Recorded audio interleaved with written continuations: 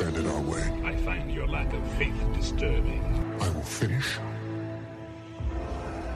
what you started. Who are you? I'm no one. There are stories about what happened. It's true. All of it. The Force. It's calling to you.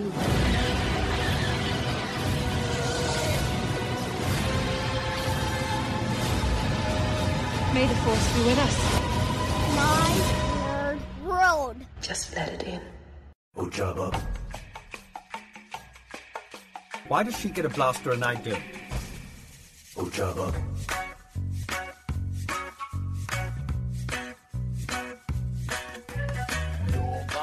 It's episode 101 of the My Nerd World Star Wars podcast. I'm your host, John Justice, and we have a lot to get to this week. We've got a ton of new spots.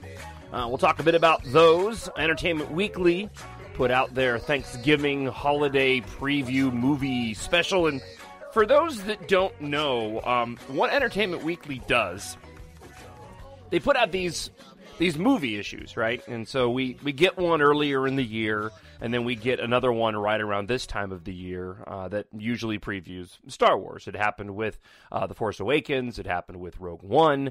It's happening now with The Last Jedi. It'll be interesting when the Han Solo movie, that promotion begins to ramp up, how Entertainment Weekly handles it.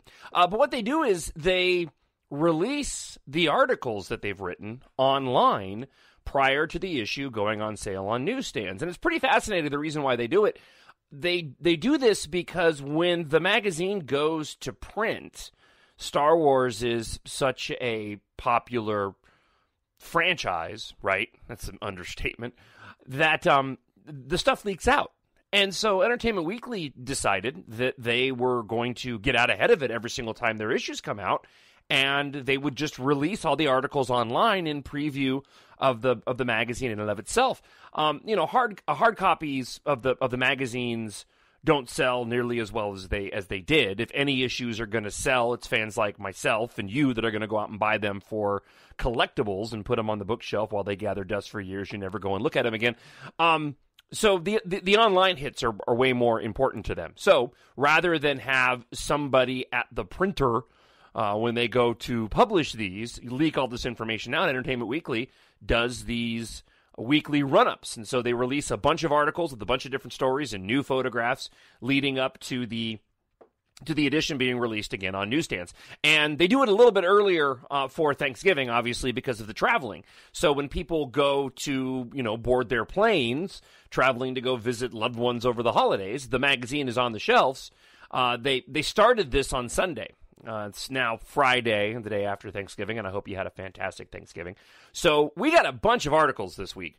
We got new photographs. None of them really were a huge deal. There were some interesting ones. There was a photo of Rey that we believe is on the Supremacy, Supreme Leader Snoke's, huge, massive command center Star Destroyer. I mean, the thing is, again, it's Death Star size for crying out loud. You can actually see it in one of the spots. If you look in the background, Princess Leia is standing in front of one of the hologram maps, right? The map on the wall that shows, and you can see Star Destroyers behind her. If you pause the video, and I'm not sure which spot it is, it might be Awake. That's the longer of the four recent ones that we've gotten. But if you pause it, you can see the images in the back of the Star Destroyers are in blue on this map. In the background, it almost looks like a frame on top. There's this massive blue strip at the top of the screen. That's the Supremacy. When you look at it closely enough, you realize it's not. I thought it was originally part of the frame of the view screen, and then I went, oh no, that's the Supremacy. And you can see it when you pause it in a couple of shots of the trailers as well, and in some of the space battle shots that we get. But there's a shot from Entertainment Weekly of Rey staring at the camera. You can see Kylo in the background, and we assume this is her in Snoke's chambers, right, aboard the ship. And so kind of a confirmation that Kylo is going to be there in that moment when she confronts Snoke on the supremacy. And I'll just say up front again, the timeline, I'm still so screwed up on the timeline of this movie. They've really done a good job of keeping the lid on The Last Jedi. And these trailers give us just real quick glimpses of new shots, but they're all still surrounding the same scenarios. Rey on Ahch-To, training with the lightsaber, training with the staff, the night shot of her and Luke. This isn't going to go the way you think. A couple of shots of Leia on board, the space battle, Crate, a few more shots of Finn, but we still haven't seen, again, anything in terms of footage of Canto Bight and the Casino Planet. It's really, it's really interesting what they've decided to keep, and I talked about this at length last week, what they've decided to keep sort of hidden. And I'm curious when the Chinese trailer comes out here in the next week or so, whether or not we actually get the footage, get the footage of Canto Bight there. There was a Topps trading cards, and it's all done pretty much virtually now. You can buy hard trading cards, but there's a big Topps trading cards. They do it online. They've been releasing a new photo every single day this week as well, along with Entertainment Weekly. And there was a shot of the Canto Bight police today that came out, but again, not really showing anything. So we had these articles this week. We're going to talk about the articles. I'm going to zero in on two in particular. There was an article about Finn. There was an article about Rose. There was an article that came out yesterday about the Porgs. I'm going to focus solely on Snoke, the article about him, and spend the most time on the article about Kylo Ren versus Rey, a key part of The Last Jedi. Have audio to play this week. A quick minute clip of director Rian Johnson talking about the new trilogy he's going to create. We'll get into that. At the end of the show this week, I have a 9-minute interview. It's highlights from the press conference in Mexico that took place this week with Rian Johnson and his cohort. I think he's producer, Ram Bergman. And Ram Bergman has worked on other Rian Johnson films as well. And this is the team of Rian Johnson and Ram Bergman that are going to be crafting the new sequel trilogy. So I've got a 9-minute interview from Mexico that's pretty interesting that we'll cram in at the end of the show. I also have what I think is probably the most underrated leak and the most interesting one, in my opinion, that's come out. I'm going to save it for the end of the podcast before we do the interview. But there was a leak online from an individual who claims to have seen the movie. And the reason why I find it significant is that this is a person that would have seen the movie. There was some responses coming from individuals who would know that they saw the movie. Their comments about the individual who saw the movie and what they said tells me that this was a legitimate leak. And I'll break down my rationale why I think this is real. It's important to me, and I think it's one of the biggest leaks that we've had, because to me it is the biggest confirmation, and I can couple this now with the article that we'll share with you, the biggest confirmation of Rey and Kylo Ren and where this whole thing is heading.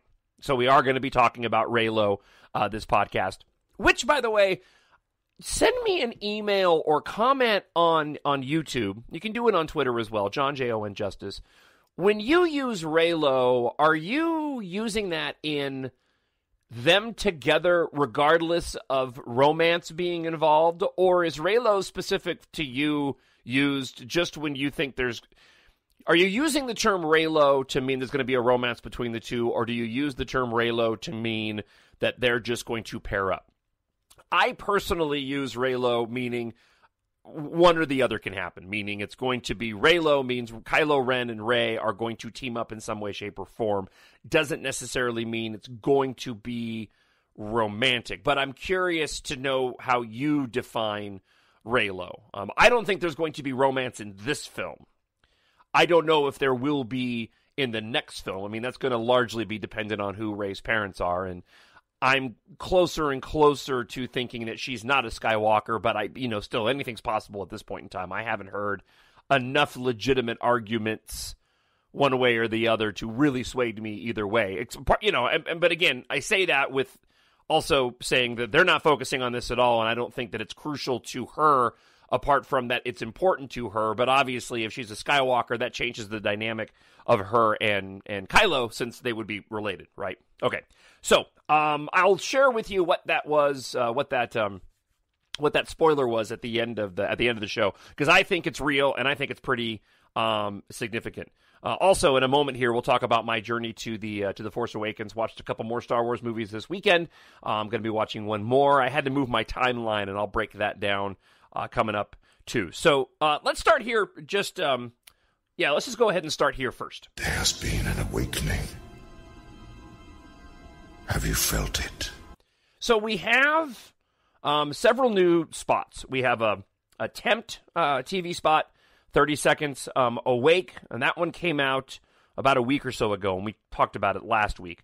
Heroes involving Finn, and then one that just dropped 15-second yesterday or the day, but I think it was yesterday it dropped. Not a ton to talk about in all of these. There's one, the Tempt one is probably the most interesting. The back 15-second spot is only fun because in most of the trailers, you've seen the shot of Chewbacca and the Porg in the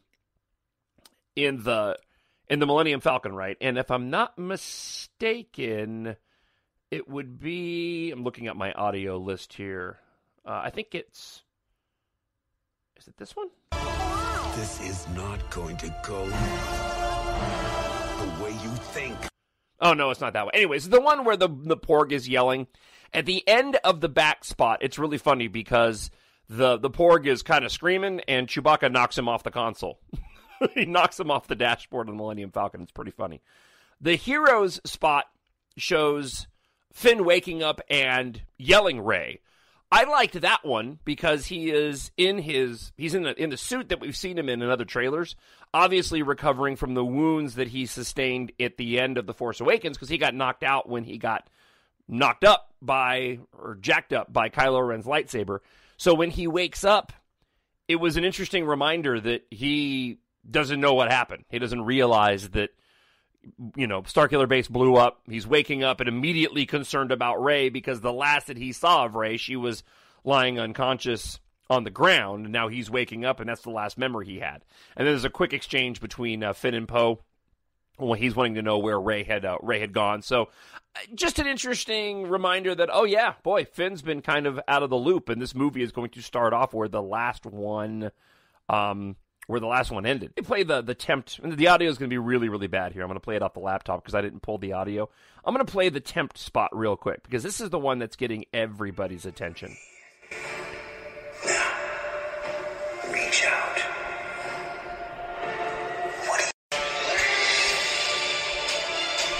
Now, that one was obviously significant because of Luke.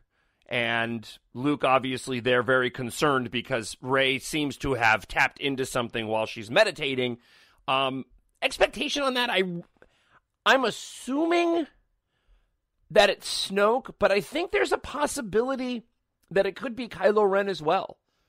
And I think there's a possibility that Kylo Ren could be reaching out, and Luke is so fearful of Kylo that he doesn't want to see them together. He's wary of that. And there's more to that in this article from Entertainment Weekly that kind of lends itself to that line of thinking.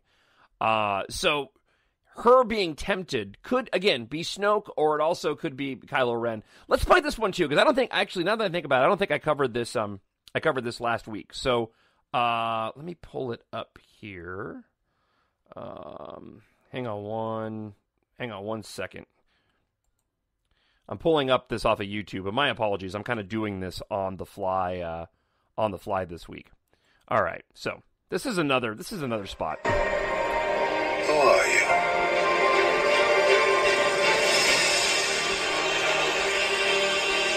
Something inside me is awake. What do you see? Light. Darkness. This is not going to go the way you think. Kylo failed you. I won't. We have to fight. Fulfill your destiny. The line in that spot of Kylo failed you, I won't. I'm so excited for this movie, but this idea that we're going to be getting into, and these are just reminders, right? We knew this was going to happen, but this idea is that we're going to be getting into what happened between Luke and Kylo and how that pushed Luke to go and exile himself, and why this may be why Luke is so weary of training Rey and so concerned about training Rey because what happened with Kylo. In this article from Entertainment Weekly, I'm going to jump forward and then we'll jump backwards. But I think a part of what happens here is that Luke is reluctant to train Rey. He decides to go ahead and train Rey limitedly, and then once he begins to see the potential of her power and how powerful she is, he then believes and gets concerned that it's going to go the same way that it went with Kylo Ren. I think that's why you're getting this is not going to go the way that you think, is that Rey is very confident that she's going to be able to control all this, and Luke has already seen this fail, and therefore is going to pull back in his training, and that's going to drive Rey to Kylo Ren right when he is being driven away from Snoke, which is going to propel the both of these individuals together. But the idea that we're going to be, I'm so excited about the idea that we're going to be getting some of the backstory at least, and we're going to be getting this dynamic and this Kylo failed you, I won't. She's obviously trying to convince him, being Luke, that she wants to be trained. The mythology of all this is really just so interesting, so compelling, and you know, it's right at the heart of these movies. And that brings me to my own journey to The Force Awakens. So we'll step aside from the commentary about what's coming in The Last Jedi, and let me talk to you a little bit about this, because it's all interconnected, right? I need someone to show me my place in all this. All right, so I watched Revenge of the Sith last weekend. And again, every single viewing of these movies leading up to The Last Jedi has been just so enjoyable. I don't know what it is. It's not like I don't enjoy watching these movies all the time, but this time around, in doing my own journey to The Last Jedi, I have just immensely enjoyed watching these films. The one movie that so far I've probably had now I still thoroughly enjoyed watching it, don't misunderstand, but the one movie that I probably enjoyed the least out of all of them so far was Rogue One. And I like Rogue One in doing these, they're not really marathons, right? I'm watching them every weekend. This weekend I'm doing 3 because I'm going to get through Empire Strikes Back this weekend, and then next weekend will be Return of the Jedi. The following weekend will be The Force Awakens, which has been really difficult to do because I'm trying to adhere to my own rules here, and I've been really wanting to watch The Force Awakens, and I've been holding off. I think I may actually do 2 viewings because I've really wanted to watch The Force Awakens, and I may end up watching that tonight and then watching it again in 2 weeks. But, and then I'll watch The Force Awakens, and then the following Thursday is when The Last Jedi comes out. And I like how Rogue One fits in because you get through the prequel trilogy, which aesthetically is all very similar, very different visual style of filming than obviously the original trilogy or the newer movies. But it's fun to go from the prequels, and then we get the newest in terms of technology and filmmaking in Rogue One, and then you go and watch A New Hope. That was just in terms of the way the movies are shot and how different they look. We watched A New Hope last night, and Kyle, who will be 11 here in a few weeks, was like, wow, it looks old, but it doesn't look old. And I just thought that was really interesting. I mean, he picked up on how it was distinctly Star Wars, but the way that it was filmed, it just looks older. But Rogue One was the one out of all of them that I probably enjoyed the least, and it was really because of a lack of mythology.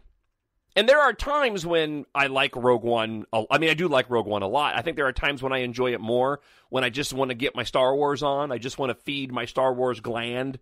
But when I'm working through these films and focusing on the mythology and the backstory and really getting into the story, Rogue One is thin on the mythology. It's a great story.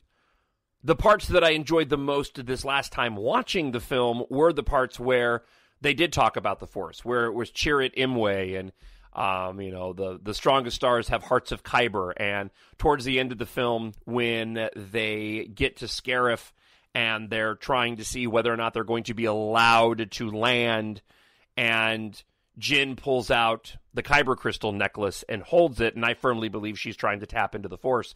Those moments of the film and the Darth Vader scene with director Krennic is one of my favorite moments in all of Star Wars. I love that. But that's about all we get in terms of mythology. We followed it up last night and watched A New Hope, and that was the most enjoyable experience watching The New Hope than I had had in years.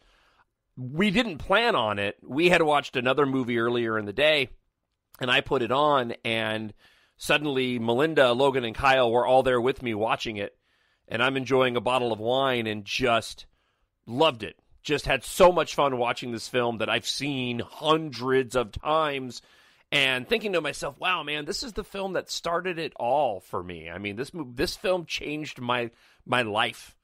It changed all of us. If it wasn't for A New Hope, right, we wouldn't have any of it. And again, it was just such an enjoyable experience.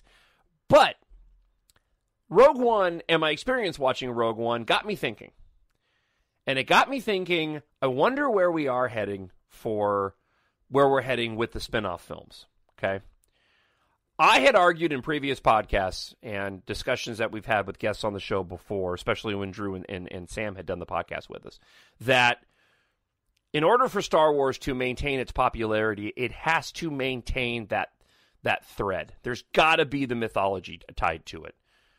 That's not to say that those movies won't always be successful, just like Marvel movies won't always be successful. They will always be successful. DCEU, not so much, although I did enjoy Justice League. I like all the DCE movies. I like the Marvel movies more, but I do like the DCEU movies. But I believe that for Star Wars to maintain its popularity at a heightened level, they have to maintain that mythology. And the lack of that in Rogue One, and the lack of probably what we're going to see in the Han Solo movie, those movies are going to be hugely successful, but we don't talk about the mythology of Rogue One. We don't go back and dissect Rogue One. Rogue One's just there. Those characters died, and that's it.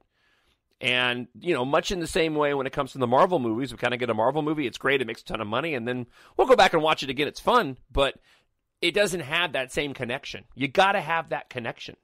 And watching A New Hope, I legitimately got excited for the first time about the Han Solo movie, thinking about what we could get.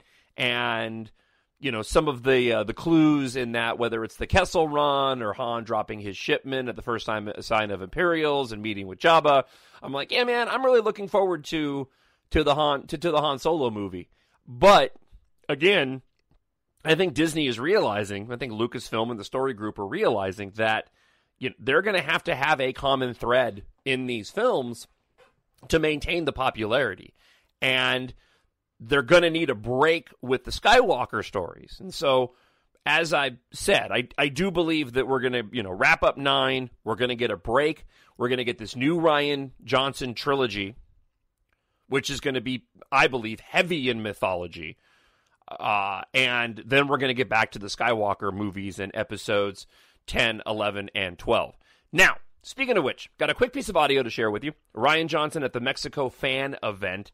Not a lot of meat here, but interesting to hear Rian Johnson talk even briefly about the new trilogy. Well, we're going to have to see. I mean, I'm just in the very beginning of starting to come up with what the new trilogy is going to be. But I can tell you this, what makes me so excited about it is the idea of doing a new story on the big canvas of 3 movies in this world. There's just so much potential, and I can't wait to jump into it. I had such a good time making the movie. The most difficult, frustrating thing for me is waiting for it to come out. We finished it like a while ago, over a month ago, so I've just been sitting waiting to finally get to show it to audiences. I hope it'll come soon. And for me, the most satisfying thing was getting to work with the cast, getting to work with Mark and with Daisy and with John and with Adam and with Oscar and Carrie, everybody. Every single day I got to come to work and work with these guys. It was a real privilege. Now, again, I believe the reason why we're getting this Rian Johnson trilogy, and I'm not going to bet on it because I think anything's possible at this point in time. I do think it's going to be something of the past, getting back even before. The idea that he did The Last Jedi, he's going to go back and perhaps do The First Jedi, and what you could do in building that really, millennia old mythology, and how he researched the mythology with the Journal of the Wills and the books that we see in the trailer for The Last Jedi. But I also believe that the reason why this is because he did such a good job with the mythology in The Last Jedi, and Disney knows that they're going to have to create something new there. They can't continue the Skywalker story in perpetuity. Now, Kathleen Kennedy said that they would continue with the stories with Rey and Finn and Poe, but that would be obviously down the line now with this new trilogy coming out, and again, just to repeat myself, that's why we're getting this new trilogy. They want to create a separate mythology that they can build off of while we kind of take a break from the Skywalker story and the original mythology. And we could have a much clearer picture about that, obviously, after we see The Last Jedi, about what that exactly is going to mean about the future of the Skywalkers. Is Rey a Skywalker? Ben Solo, he is a Skywalker. What is going to, happen with him and his story down the line? We keep talking about is Rey Luke's kid? Just going to throw this out there real quick. What if Luke does have a kid, but we haven't met him yet? Right? I mean, it's possible. He could have a kid and we don't know it yet. I mean, there are other options out there to continue the Skywalker line, other than just Ben Solo. All right, let's go ahead and let's switch gears and go to the Entertainment Weekly article, specifically about Snoke and what was revealed in it. When I found you, I saw raw, untamed power. And beyond that, something truly special. This is the first time after reading this article that I'm actually really interested in Snoke now. I mean, I like the character, but now that we get a little bit more background about what he's about, I'm actually curious to see him. Where before I was just kind of, oh, it's Snoke. Now I'm getting intrigued. It does say something about The Force Awakens, and not a negative, but it does say something about The Force Awakens where it really just was the setup. And a lot like the way A New Hope was. A New Hope didn't go that deep, went kind of surface level. You got to know these characters. It wasn't until The Empire Strikes Back that we really began to know more. But in this Entertainment Weekly article, it says this: some people absorb unspeakable pain, then vow to spend the rest of their lives working and fighting to make sure no one else has to suffer as they did. Others endure the same agony, but deal with it by magnifying that pain and blasting it back upon the world.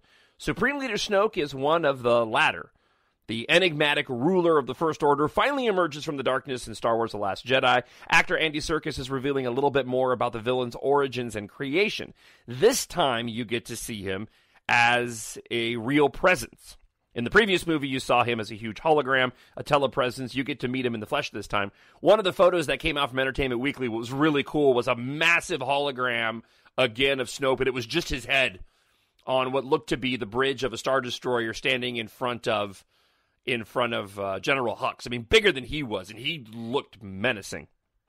Serkis describes the cruel master, a 9-foot-tall alien humanoid who disparages and dominates his two lieutenants, Kylo Ren, General Hux. He's a predator who identifies weakness and exploits it, drawing the young and promising to his side with Drawing the young and promising to his side with powers, then using and discarding his proteges when they are no longer of use. And I'm actually looking at that huge photo of him that I was talking about in the Entertainment Weekly. It's really cool.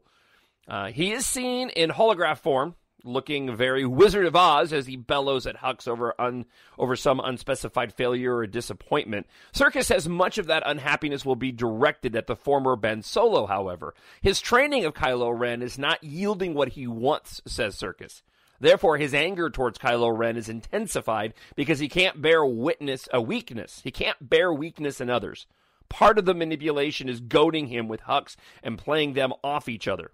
Maybe the effect of that pairing is worn off, however. Snoke may need to start goading Kylo Ren with another disciple. Watch yourself, Rey. Snoke has an abiding rage towards the Galactic Republic, which he devastated in The Force Awakens, annihilating the capital with the blast from Starkiller Base. Now his anger has shifted towards the Resistance. The thing about Snoke is that he is extremely strong with the Force, the dark side of the Force. He is terribly powerful. But he is also very vulnerable, and a wounded character, said Serkis. He suffered, and he has suffered injury. The way that his malevolence comes out is a reaction to that. His hatred of the Resistance is fueled by what happened to him personally. The Last Jedi will reveal the First Order is far stronger than anybody thought. Despite the fact the Starkiller Base had been destroyed, the Resistance has been putting up a fight. We'll discover the First Order has limitless resources in this one. Exactly how Snoke suffered his deformity hasn't yet been revealed, but we will learn more about it in this installment, at least a little more. Similar with Rey's parentage, Snoke is here to serve a function in the story, said writer-director Rian Johnson. And you know a story is not a Wikipedia page, which means we're not going to get all the blanks filled in. The original trilogy, we didn't know anything about exactly what we needed to know about the Emperor, says Johnson. But then in the prequels, you find out his backstory. I'm paraphrasing here. And how he rose to power in that story. We'll learn exactly about as much about Snoke as we need to. But what's really exciting for me is we will see more of him. And Andy Serkis will get to do much more in this film than he did in the last one. Since Snoke only appeared in hologram form in The Force Awakens, the performance by Serkis was mainly the villain's face or what's left of it. Now we'll actually see his presence. You witness his physicality, says Serkis. His body is kind of twisted up like a corkscrew, so he has limited movement. His aggression and anger is contained and restricted in that physicality. Getting further in the article, it does say that his jaw is completely mangled and the left side of his face is mangled. So I had a way of taping down the left-hand side of my mouth to restrict my lip movement. Snoke's shattered skull and open jaw were also impaired by something real from our own world. His deformity is very much based on injuries from the First World War, from the trenches, said Serkis. In that conflict, the modern war machines ripped and gnarled human bodies like never before, but life-saving contemporary medicine ensured the survival of men who otherwise would have died on the battlefield. Perhaps he does suffer so much, Snoke also, because he does suffer so much, Snoke also makes a point to indulge in the comfort and riches that power bestows. Unlike Emperor Palpatine, who was draped in a relatively humble black robe of a Sith monk, Snoke wraps himself in the kind of shimmering gold usually in the palaces of dictators or Las Vegas entertainers. Revenge is only part of his motivation. Greed is another. Serkis says, absolutely, he's slightly oligarch. You know, he's not afraid of showing his fineries. There is a luxury that is native to him. The way that his court is presented, scarlet-armored Praetorian guards, he's very totalitarian in that way and flamboyant. He enjoys that theatricality, I think. So, again, this gets me way more excited about Snoke. A much different character. And I think a part of the Canto Bight situation in The Last Jedi plays into Snoke. The funding that he's had. He's very, very rich, which is why he's been able to develop the First Order and been able to build up its military might in the way that he has. And that he has a hatred to the Resistance, and maybe it was the Resistance that ended up putting him in the position, mangling him the way that he is. I mean, to me, all of this speaks to he's not Darth Plagueis. He's not a reincarnated anybody. Snoke is Snoke, somebody who's been there for a long time and risen to power within the vacuum that was left when the Empire faded away. Quick side note, by the way, and I haven't mentioned it on the show. I'm still working through the Battlefront 2 campaign. I just got to tell you again, man, it is so much fun. I cannot say enough good things about that Battlefront game. I am so enjoying it and the backstory of it. If you're a gamer at all and done any campaigns, and you're listening to this podcast, it is worth the price for the game, for the campaign in Battlefront 2. Okay, so there's your little sort of PSA. I've seen this raw strength only once before. It didn't scare me enough then. It does now. All right, let's get into Reylo, depending on what your definition of Reylo is. All right, so here's what I'm going to do. I'm going to jump ahead, and I'm going to present this spoiler, because I think that this potential spoiler that I'm going to share with you, at least I'm calling it a spoiler. I mean, there's no way to know whether or not this is true, okay? But this is from an individual who apparently has seen this film, and I believe that they have seen this film. And it relates directly to what we're going to talk about with this article from Entertainment Weekly. Okay, so if you don't want to be totally spoiled, I would skip a bit. But again, I have no confirmation of this at all. This is just what somebody said who claimed they had seen the movie. But to me, it speaks volumes about the theories and ideas of Kylo and Rey. Okay, so an individual on Twitter, Mark Sessler, at Mark Sessler NFL, works for the NFL in some way, shape, or form, works with ESPN, which obviously, right, owns, Disney owns. And there was word going around that they were doing screenings of the film. And he apparently has seen this movie. Why I find this legitimate is that a couple of people commented in the thread after he posted this. And somebody who is the wife of an individual in the Lucasfilm story group was asked about it and basically complained that, it wasn't cool for somebody who has, I'm extrapolating what they said because I don't have the exact quote in front of me. But somebody who is a wife of an individual in the story group who would know asked them about this individual's comments, giving off the idea that they saw the movie. And their response was one of, it's not cool that somebody would go and brag and do something like that. The response was one where I take spoilers and people claiming and Reddit theories and, people on Reddit that say, I've seen the movie, here's the plot. I take those with a massive grain of salt. But when you've got a comment from somebody who is a part of Disney in a separate capacity, that's not an individual who would go on Reddit that makes a comment about seeing a Star Wars film like they did, and then you have somebody who would know if they did that basically says, yeah, that's not cool that they did that. To me, that doesn't scream of somebody who's paying attention. It screams of somebody who was probably told not to say anything about the movie, but doesn't follow Star Wars and the rumors enough to know better. I think he saw the film. This is what he said. What Rian Johnson has done with The Last Jedi will transform Star Wars milieu in stunning, unorthodox ways. Hamill himself a true king. Somebody else commented, who claimed to also have seen the movie, says, full of heart from start to finish. So, I'm convinced that this individual saw the film and didn't think that he was saying anything that he shouldn't be saying and posting that up online. Okay, so how does this relate to Reylo? Well, on his Instagram page, that same individual posted a black and white photo. It's actually blue and white, but be that as it may. Posted a photo of Adam Driver and Daisy Ridley together. And underneath it, he wrote this. The Last Jedi ends with these two and nobody else. #Reylo. It's pretty compelling. And I'm convinced the dude saw the movie, and he has subsequently gone and now pulled down those, I believe he's pulled down those comments.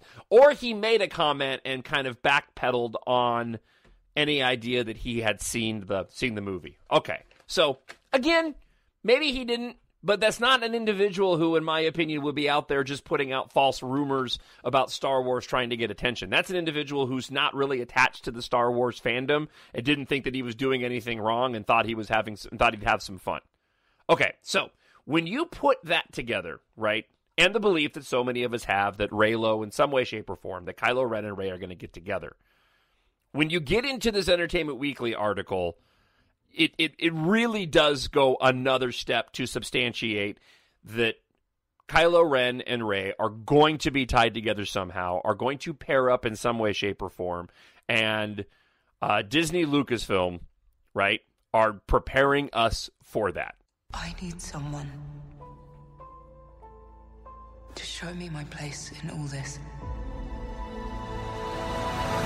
Yeah, you do, and it's probably going to be Kylo Ren. Here's the article, and we'll work through this. He hates this girl. He hates her, this girl, this garbage picker. This amateur who somehow drew his family's lightsaber to her hand, overpowering his own bond with the Force. This is right from the Entertainment Weekly article, written by Anthony Bresnikan. And yet, Adam Driver says Kylo Ren can't help but harbor an admiration for Daisy Ridley's Rey in The Last Jedi. The actor said this: he has been aware of his ability in himself from such a young age, and don't think there's a lot of people around him who are on the same level. I think that there is something familiar there, as well as something to be feared or something that he can't quite place. This burns at him too. He craves respect, so he has none to spare. It just wells up in him as more corrosive envy. Rey is burdened by these distractions. Rey is unburdened, Rey is unburdened by these distractions. She doesn't think about them at all.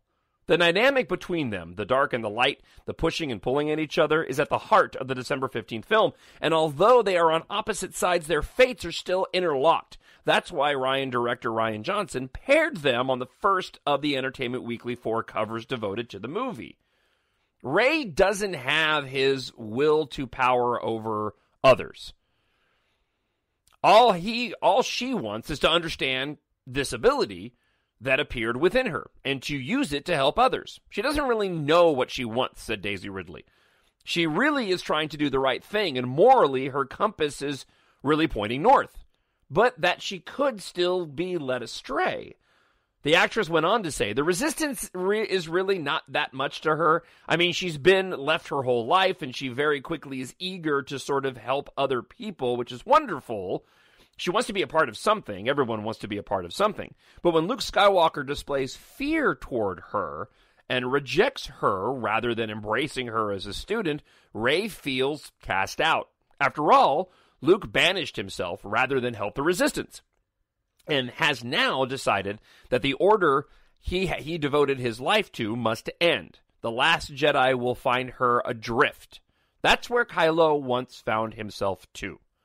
Driver says that Kylo began turning against his mother and father because he felt they cared more about the rebellion and rebuilding after the fall of the Empire than they cared about him. That created a bitterness that ultimately consumed him. I think the idea of someone whose parents are very much devoted to the cause, that's something that a lot of people could relate to, whether it be religion or politics or a business. Driver says, not identifying with that cause yourself, I think, can give someone a complex. Selfish? Sure, a little, maybe more than a little, but it's also understandable. Even in our own world, ironically, Kylo Ren just rebelled against an actual rebellion. After the events of The Force Awakens, his choice to end one of the most beloved figures in the George Lucas universe, Kylo was still trying to figure out if what he did was the right thing, if only for himself. Driver said, from his perspective, what he's done is hopeful. If anything, he has justice. I think he's surprised at how he would feel after Han Solo, and we've talked about that. I think part of the reason why Rey was able to beat Kylo, apart from the fact that he got shot with Chewbacca's gun, was the fact that it didn't feel the way that he thought it was going to feel. It was supposed to give him power killing his father, and it didn't. He's hoping for hope. He's hoping for clarity. Now, to the idea that redemption could be possible, it goes like this. There's a big part of the story yet to be written and not by me, said Rian Johnson. J.J. Abrams will be back for episode 9, but I don't think it's very interesting if the whole story is just, will Kylo get his comeuppance? He's a more complicated character than that, and I think he deserves a more complicated story than that. I don't see the point of trying to get behind his mask and learn about him if all we're going to learn is, yeah, he's just an evil bad guy that needs to be killed. When Rey feels rejected by Luke Skywalker, who also sees parallels between the power in her and the abilities of his estranged nephew, the old Jedi Master inadvertently pushes the two towards each other. This is very much about Rey trying to figure out how she fits into all this, much like any of us were growing up, as we're transitioning from childhood into adulthood, said Johnson. You're going to meet people who you think are going to help who don't. And also, it's going to come from unexpected places. That unexpected place is Kylo Ren, and the situation that she finds herself in alone, unappreciated, is similar to where Ben Solo found himself when broke from his uncle Luke and followed the Knights of Ren down a darker path. Anybody that's committed to anything at a certain point in life, you kind of constantly question why you got there in the first place, said Adam Driver. Rey and Kylo Ren are reaching toward each other in combat, but each one could also end up pulling the other to his or her side. This dovetails right back into what I was talking about last week, where there is no dark, there is no light, there's only the Force. I don't think it's going to be spelled out that plainly. Watching the other movies and how much focus is given to the light side and the dark side, you can't undermine that completely, right? You have to have this concept of light side and dark side. I think the truth is in the middle. That you have to balance both. You can't be all the extreme of one or all the extreme of the other. It's the yin and yang, the balance. If you so it's not so much to say there isn't a light side and there is a dark side. There is, but it has to be how you deal with those two. And there's a pathway for Kylo Ren here. I do believe, again, that he's going to have a redemption arc. And Rian Johnson is going to lay the foundation out of how that redemption arc takes place. And it's going to have to be remorse for killing Han Solo as well. And look, let's also not kid ourselves. Han Solo is beloved to us because of what the character gave to us on screen, right? Because of how much we enjoy the character. But Harrison Ford himself said years ago the reason why he wanted him to die in Return of the Jedi was because he had no mama, he had no papa, he had no reason to be in the story, no advancement after he got caught and was frozen in carbonite in Jabba's palace. George Lucas obviously felt differently. But when you look at the setup of bringing Han Solo back in The Force Awakens, him and Leia weren't together anymore. He was just out there just sort of living an existence with Chewbacca. So we're sad to see him die, horrible to see him die at the hand of his son, but if it was for a purpose, and that is that Kylo Ren couldn't be redeemed, couldn't come back from the dark side, couldn't find the balance unless he had killed Han Solo, which is what I think this is about, then it makes it worth, make sense. Then you can forgive him for that. I was of the opinion for the longest time that there's no way he can be redeemed. He killed his dad. How in the world could you be redeemed and kill your dad? Well, okay, we're talking about Star Wars here, and anything is possible, and I'll just point back to Anakin Skywalker and killing a bunch of children. And that's a really good example, because watching Revenge of the Sith last weekend, I was reminded of that. Even in Revenge of the Sith, you see him show up at the Jedi Temple with the Padawans. You even see hologram footage when Obi-Wan Kenobi looks, at the archive footage, right? Only pain you're going to find. Well, a couple of scenes later, I mean, not even 10 minutes, we're getting emotional over what's happening between Padme and Anakin when she arrives on Mustafar. I mean, watching the movie again, I'm like, man, I've forgotten all about the fact that he just killed a whole bunch of children. And I think that Rian Johnson is more capable, and J.J. Abrams, for that matter, are much more capable of handling that type of situation and that trajectory and that arc, perhaps better than George Lucas was. So they're setting us up and letting us know, hey, this is how it's going to go. I do think we are in for some revelations. Go back and listen to episode number 87. I actually went back and listened to it recently too. That's the one episode that I did with Sam, the producer on my full-time radio show. And I laid out, there's a lot in there that I don't agree with anymore, but I laid out a rather interesting scenario of how they could completely shake up the entire 9-movie arc if they went and did this. And so it's an interesting theory, but I do think we're in for some big revelations apart from Kylo and Rey, right? I think that's part of this is not going to go the way that you think, but I think we're going to get some twists and turns that are going to fundamentally change things, and things that nobody has probably even guessed yet, in my opinion.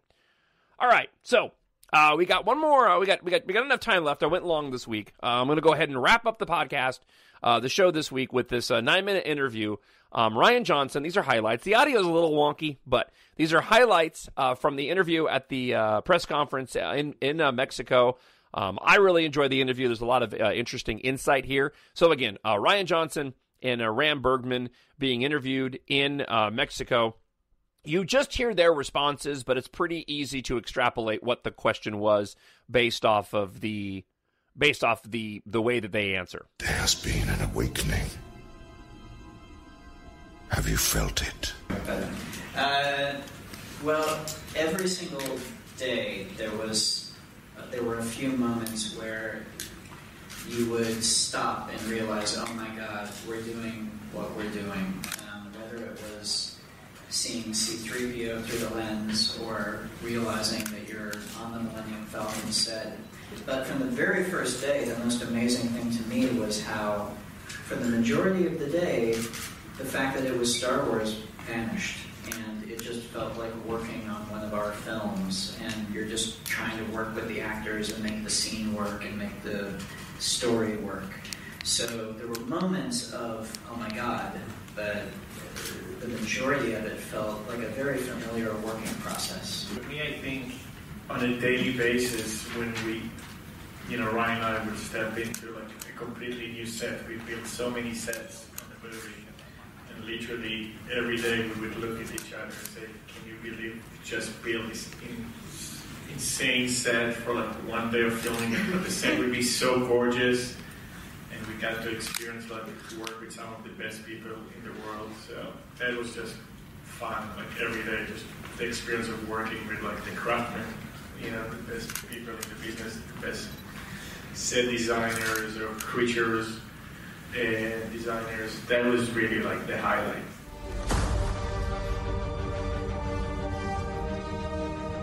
No, we had freedom coming into it. I was given the script for The Force Awakens, and I was able to see the dailies that they were filming. And then it was just a matter of figuring out what happens next.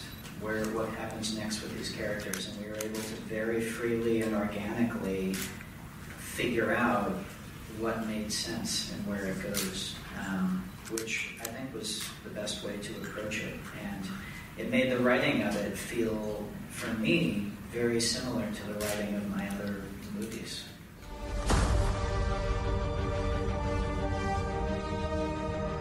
Tiny little thing, yeah. Originally it was BB-8 who went with Rey to the island, and I realized for several different reasons it would be better if R2 went along to the island and BB-8 stayed behind. So I think it was just one shot, just when they were waiting from the Falcon, Chewie, and the droid. I asked him to switch it, and he was very kind and did that.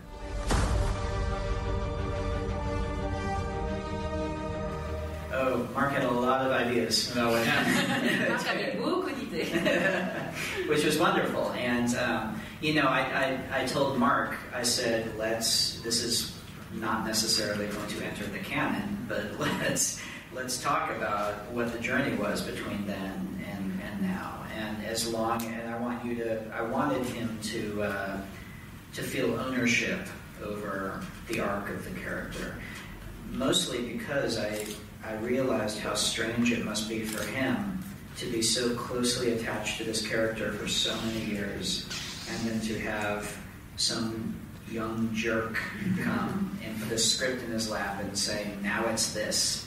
And I was very conscious of how difficult that must be. And so through collaboration with him on the part, but also through talking about his backstory, I wanted to do anything I could to give him ownership over the part and to help him feel attached to where the character ended up and how he got there. And so if that meant him coming up with a story, even if it's just for in his head of what Luke's path was, that seemed like a very good thing to do for me.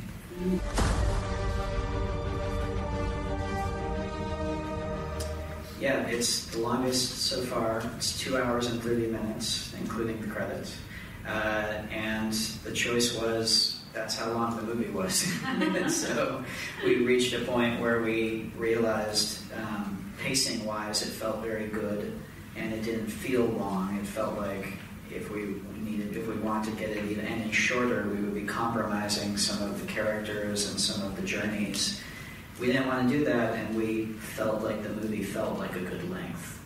So its total running time is long. Its perceived running time, I hope, is shorter.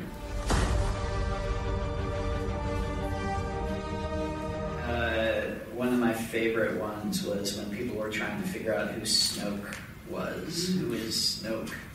And do you remember I think it's in Attack of the Clones, where Anakin is having dinner with Padme and he slices the fruit? So, somebody took a picture of the sliced fruit and lined it up with Snoke with his scar on his head and said, voila, I figured it out.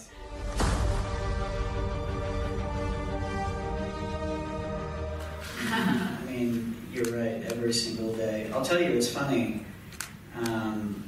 I'll speak to one day that wasn't on the shoot. But that was when we were working with John Williams, and we were on the scoring stage, and we recorded the opening fanfare. And to be there with a 100-piece orchestra, with John Williams conducting, and to be as close to the orchestra as I am to you, and feel that music hit your bones.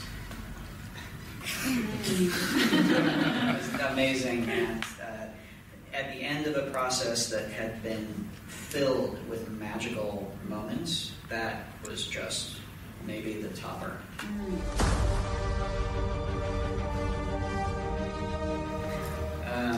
Well, Carrie, I mean,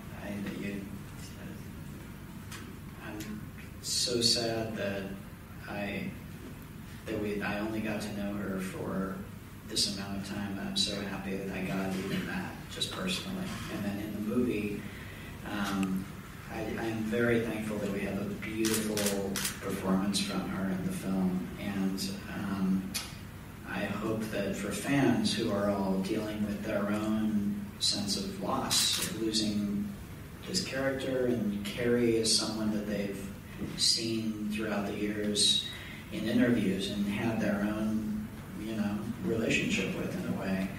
I think the fans are all dealing with their own loss, and I think some of the scenes in this movie are going to mean a lot to the fans. I hope so.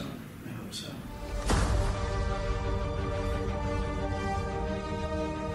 Yeah, but yeah, it would have been very fun to to work with Harrison Ford. But at the same time, for me, when I was a kid, it was kind of perfect, because for me as a kid, Luke Skywalker was the character that I connected with the most.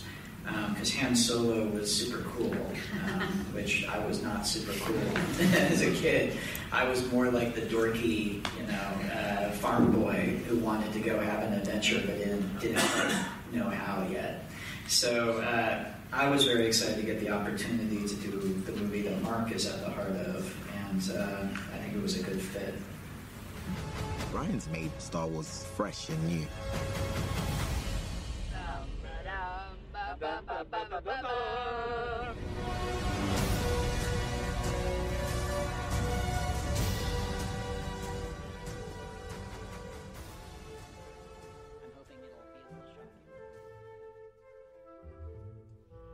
And that wraps up episode number 101 of the My Nerd World Star Wars podcast. I hope that you enjoyed it. It's cool to see people on Twitter and friends of the show, friends of the podcast, and comments from those that are watching the movies themselves. I mean, it really is just such a fantastic time to be a Star Wars fan, and it's going to be like this for a long, long time. And doing the podcast is a lot of fun, and I hope that you enjoy listening to it as much as I enjoy recording it. Got a longer one again this week.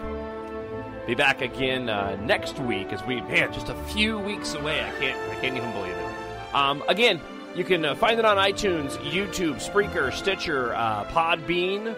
Subscribe to whatever you subscribe to. You can email me. talkshownerd@gmail.com. Find me on Facebook and Twitter, John Jon Justice. Instagram, the John Justice. Thanks so much for checking out the podcast. Have a great week. I hope you had a great Thanksgiving, and may the Force be with you always. My Nerd World.